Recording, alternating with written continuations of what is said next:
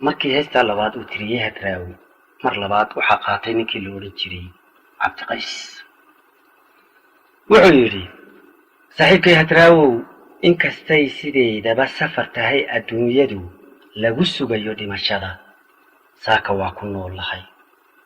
idinkuna sidoo kale sama inaad ku waartaan saatir baan baryayna sargooyay andhaafe murtidii aad socdee sidii qabax u bixisiyo helay sadarradaadoo saxay oo gudoomay waan kula socdaa garo anna subaxan dheerayn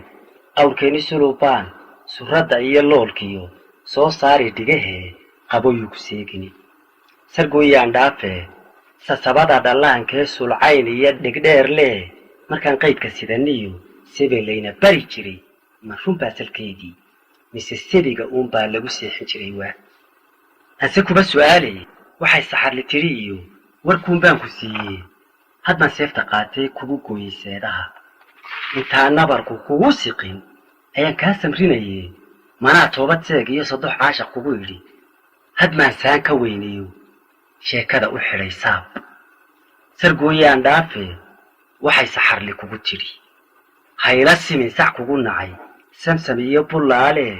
muddadan ku sugayiyo samirkaa badnaado wakhtigayla siibto ina kala sarseeree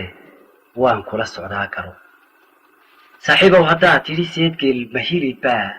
hadda saanta kabahana rag baa sebena quutee waa su'aal jawaab leh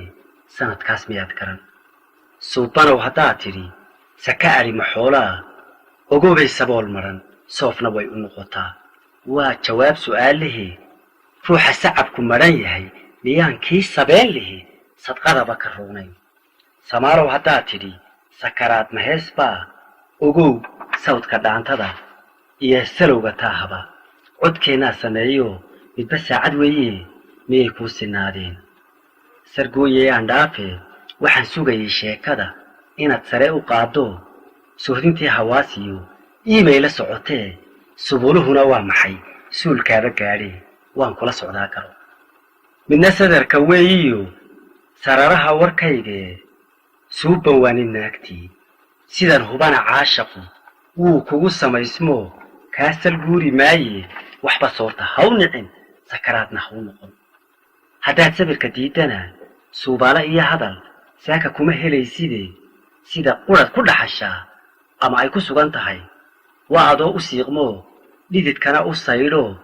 salle uga dulboodo surmi ugu badheedho gaajo ugu sahwiyo suxulka ugu rooro soorkiiyo bilaawuhu jirkaaga saafaan adoo dhiig ku saydhiyo surka inaad waxgoysiyo inaad sababto taadaa saddexaynin weeye waan kula socdaa garo midna waa tilmaan suxul oo sahan ku sheegaye ninka qabaa siduu yahay suuradduu u dhigan yahay balan kuu sifeeye waa mid sarara weynoo seediisu buuxdo saaxiibba adag iyo seef iyo itaallo sagaal aar rabbaysto sarsarkiisa aadmiga uga gooye surinkee sidaas weeye xaajee ma ku saabilaysa Cabdiqaysna heestaas ayuu soo tiriyey dulba waad aragtaa in la ismaan dhaafay arrintiina inay isu rogtay wadaniyad iyo wixii la odhan jiray Soomaali weyn iyo dantii laga lahaa